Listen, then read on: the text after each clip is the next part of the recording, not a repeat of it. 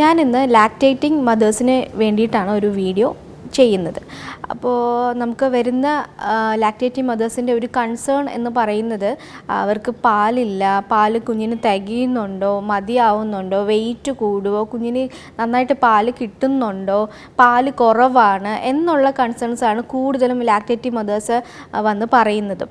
അപ്പോൾ നമുക്ക് ഫസ്റ്റ് എന്ന് പറയുന്നത്, അപ്പോൾ നമുക്ക് മുന്നേ ഞാൻ പറഞ്ഞിട്ടുണ്ട്, നമുക്ക് ദൈവം ഒരു കുഞ്ഞിനെ നമുക്ക് തന്നിട്ടുണ്ട് എങ്കിൽ ആ കുഞ്ഞിന് കൊടുക്കേണ്ട പാല് എന്തായാലും ആ അമ്മയ്ക്കുണ്ടാവും. അപ്പോൾ അമ്മയ്ക്ക് എന്തെങ്കിലും മെഡിക്കൽ കണ്ടീഷൻസോ അല്ലെങ്കിൽ എന്തെങ്കിലും ബുദ്ധിമുട്ടോ പ്രോബ്ലംസോ ഉണ്ടെങ്കിൽ മാത്രമാണ് നമുക്ക് ഫോർമുലയിലോട്ടും വേറെ അടുത്ത സ്റ്റെപ്പിലോട്ടൊക്കെ നമ്മൾ പോകുന്നത്. ഇല്ല എന്നുണ്ടെങ്കിൽ ആ അമ്മമാർക്ക് കുഞ്ഞിന് കൊടുക്കേണ്ട പാല് കൃത്യമായിട്ട് തന്നെ അമ്മമാർക്ക് ഉണ്ടാവുന്നതാണ്. പിന്നെ അതായത് ഡെലിവറി കഴിഞ്ഞ ഉടനെ സിസേറിയനൊക്കെ ആണെന്നുണ്ടെങ്കിൽ നമുക്ക് 1, 2, 3 ദിവസം എടുക്കും അമ്മയ്ക്ക് പാലൊന്ന് വന്ന് തുടങ്ങാനായിട്ടും. നോർമൽ ആണെങ്കിലും അറ്റ്ലീസ്റ്റ് 1 day ഒക്കെ എടുക്കും. ചിലവർക്ക് ആ ഒരു പ്രശ്നം വരുന്നില്ല, അപ്പോൾ തന്നെ നന്നായിട്ട് പാല് അമ്മമാർക്ക് ഉണ്ടാവുന്നത് നമുക്ക് കണ്ടിട്ടുണ്ട്. വേറൊരു കാര്യം, നമ്മൾ ഈ ഹോസ്പിറ്റലിൽ നിന്ന് ഡിസ്ചാർജൊക്കെ കഴിഞ്ഞ് വീട്ടിലൊക്കെ ചെല്ലുന്ന സമയത്ത് ഒത്തിരി ഗസ്റ്റും റിലേറ്റീവ്സും ഒക്കെ നമുക്ക് കുഞ്ഞിനെ കാണാനും അമ്മയെ കാണാനും ഒക്കെ വരുന്നുണ്ടാവും. അവരുടെ ഭാഗത്തു നിന്നും പല രീതിയിലുള്ള ഒപ്പീനിയൻസ്, പല രീതിയിലുള്ള അഭിപ്രായങ്ങൾ ലാക്റ്റേറ്റിംഗ് മദേഴ്സ് കേൾക്കുന്നുണ്ടാവും. അതായത് ഇങ്ങനെ കഴിച്ചാൽ പാല് ഊറി വരും, അല്ലെങ്കിൽ ഈ ഫുഡ് കഴിക്കണം, അല്ലെങ്കിൽ ഇങ്ങനെ ചെയ്യരുത്, അത് ചെയ്യരുത്, ഇത് ചെയ്യരുത് എന്നുള്ള കുറേ കാര്യങ്ങൾ അവരിങ്ങനെ പറയുന്നുണ്ടാവും. അപ്പോൾ ഈ ലാക്റ്റേറ്റിംഗ് മദേഴ്സിന് അവർ അതൊക്കെ കേൾക്കുന്ന സമയത്ത് ഒത്തിരി ടെൻഷൻസും കാര്യങ്ങളും മൈൻഡിൽ ആ ഒരു കോൺഫിഡൻസ് കുറവും ഒക്കെ ഫീൽ ഉണ്ടാവുന്ന സമയത്ത് എന്ത് സംഭവിക്കും, നമ്മുടെ ദേഹത്തുള്ള ഹോർമോണിന് ചേഞ്ച് ഉണ്ടാവുകയും അതുകൊണ്ട് തന്നെ മിൽക്ക് പ്രൊഡക്ഷൻ കുറയാനുള്ള ചാൻസസും കൂടുതലാണ്. അപ്പോൾ first of all lactating mothers ചെയ്യേണ്ടത്, നമുക്ക് ഒരു സെൽഫ് കോൺഫിഡൻസ് നമ്മുടെ സ്വന്തമായിട്ട് തന്നെ എടുക്കുക. മാത്രമല്ല ഈ കേൾക്കുന്ന കാര്യങ്ങൾ നമ്മൾ അത് ബോദർ ചെയ്ത് അത് ടെൻഷൻ അടിച്ചിരിക്കാണ്ട് മൈൻഡ് റിലാക്സ് ചെയ്ത് വെക്കുക. സ്ട്രെസ്സൊക്കെ ഉണ്ടെങ്കിൽ ഒന്ന് മാറ്റി വെക്കുക. ഇതൊക്കെ കൊണ്ട് തന്നെ നമുക്ക് കൂടുതൽ പാല് പ്രൊഡക്ഷൻ കൂടാനുള്ള ചാൻസസും കൂടുതൽ തന്നെ ആയിരിക്കും. മറ്റു കാര്യം എന്ന് പറയുന്നത് ഇവർ കഴിക്കുന്ന ഫുഡിലാണ്. അപ്പോൾ നമ്മൾ ചോദിക്കുമ്പോൾ അത് കഴിക്കും, ഇത് കഴിക്കും, എല്ലാം കഴിക്കും. പക്ഷെ നമ്മൾ വാരി വലിച്ച ഒരു ഫുഡ് പാറ്റേൺ കഴിക്കുന്നതിലല്ല. നമുക്ക് പാല് ഊറി വരേണ്ട ഫുഡ് ഐറ്റംസ് കഴിച്ചാൽ മാത്രമേ പാല് കുറച്ചുകൂടി ഇമ്പ്രൂവ് ചെയ്ത് വരുന്നുള്ളൂ. അപ്പോൾ നമുക്ക് പാല് ഊറി വരേണ്ട എന്ന് ഉദ്ദേശിക്കുമ്പോൾ പ്രൊലാക്റ്റിൻ അതുപോലെ തന്നെ ഓക്സിറ്റോക്സിൻ അടങ്ങിയ ഫുഡ്സുകൾ അമ്മമാർ ലാക്റ്റേറ്റിംഗ് മദേഴ്സ് കഴിച്ചു കഴിഞ്ഞാൽ ഇവർക്ക് പാല് ഊറി വരാൻ കൂടുതലായിട്ട് ഹെൽപ്ഫുള്ളായിരിക്കും. അപ്പോൾ നമ്മളിപ്പോൾ വെജിറ്റബിൾസിൻ്റെ കാര്യം എടുക്കുകയാണെങ്കിൽ കൂടുതലും ലെഗ്യൂംസ്, ബീൻസ് അങ്ങനത്തെ കാര്യങ്ങൾ അമ്മമാർ ഫുഡ് ഡയറ്റിൽ ഉൾപ്പെടുത്താനായിട്ട് ശ്രദ്ധിക്കുക. മാത്രമല്ല വൈറ്റമിൻ സി അടങ്ങിയ ഫ്രൂട്ട്സുകൾ അമ്മമാർ കഴിക്കാനായിട്ട് ശ്രദ്ധിക്കുക. അതുപോലെ തന്നെ ഡേറ്റ്സ് ഈ പറയുന്ന കാര്യങ്ങളെല്ലാം ഒത്തിരിയല്ല, ഒരു മിതത്തിൽ 1, 2 സ്പൂൺ ആ രീതിയിൽ ഡെയിലി ഒരു ഫുഡ് പാറ്റേൺ നമ്മൾ കീപ്പ് ചെയ്ത് പോവുക.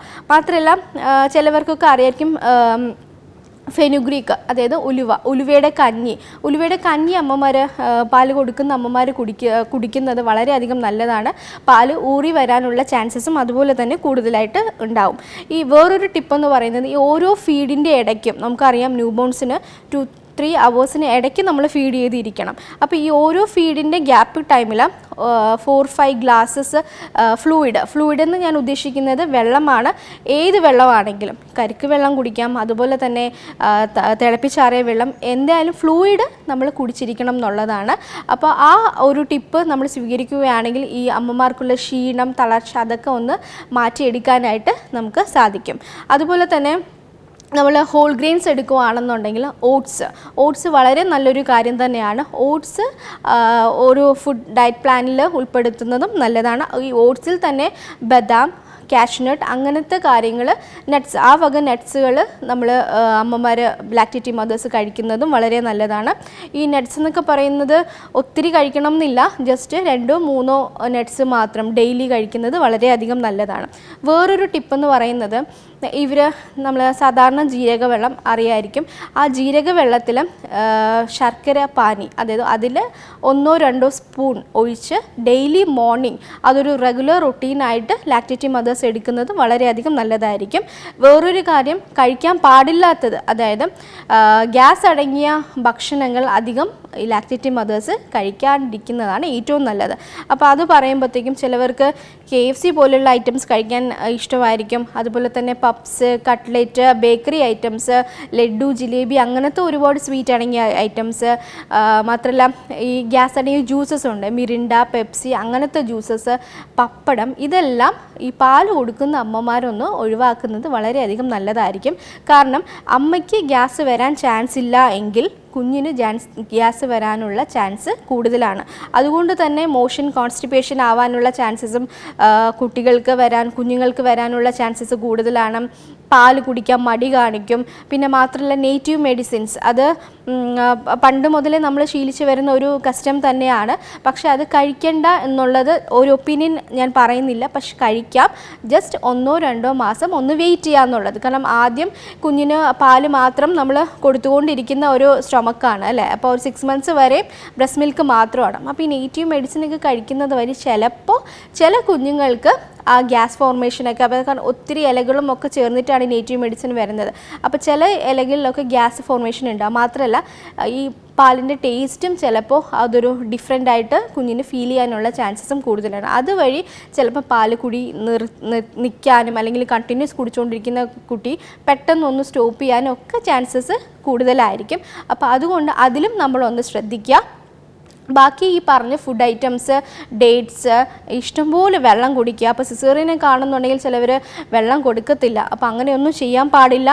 അമ്മമാർക്ക് വെള്ളം നല്ലപോലെ കുടിക്കാവുന്നതാണ്. അതും പാല് പ്രൊഡക്ഷനിൽ വളരെയധികം ഹെൽപ്ഫുൾ ചെയ്യുന്ന ഒരു കാര്യം തന്നെയാണ്. പിന്നെ മെയിൻലി വരുന്നത് ഉറക്കമാണ്. ഇപ്പോൾ ന്യൂ ബോൺസ് ആകുമ്പോൾ നമുക്കറിയാം 1-2 മാസത്തേക്ക് ഉറങ്ങാൻ ഇച്ചിരി ബുദ്ധിമുട്ടായിരിക്കും. അത് നൈറ്റ് ഉറക്കം കുറവായിരിക്കും, പകലായിരിക്കും അവർ കൂടുതൽ കിടന്ന് ഉറങ്ങുന്നത്. അപ്പോൾ നമ്മൾ ഈ കൂടെ നിൽക്കുന്ന കെയർ ടേക്കേഴ്സ് അല്ലെങ്കിൽ ഹസ്ബൻഡ്, ഇവർക്ക് ഇപ്പോൾ കുഞ്ഞ് നൈറ്റ് കരയുന്നത് എപ്പോഴും ഫീഡിങ്ങിന് വേണ്ടിയിട്ടല്ല. അപ്പോൾ അവരെ ജസ്റ്റ് ഒന്ന് എടുത്ത് ഒന്ന് സമാധാനിപ്പിക്കുകയോ അങ്ങനത്തെ കാര്യങ്ങളൊന്നും ചെയ്യുക. കാരണം ആ ഒരു ടൈം ഈ ലാക്ടേറ്റിംഗ് മദേഴ്സ് 8 to 10 hours വരെ ഉറങ്ങിയിരിക്കണം എന്നാണ്. അപ്പോൾ ആ ഒരു ടൈമിൽ അമ്മയ്ക്ക് ഒരു റിലാക്സേഷൻ കൊടുക്കാനായിട്ട്, അപ്പോൾ അതും ഒരു ഫാമിലിയിൽ നിന്നും ഒരു നല്ല സപ്പോർട്ട് ലാക്ടേറ്റിംഗ് മദേഴ്സിന് ഉണ്ടാവുന്നത് വളരെയധികം അത്യാവശ്യമാണ്. അപ്പോൾ ഇത്രയും കാര്യങ്ങൾ മനസ്സിലായി കാണുമെന്ന് വിശ്വസിക്കുന്നു. Thank you.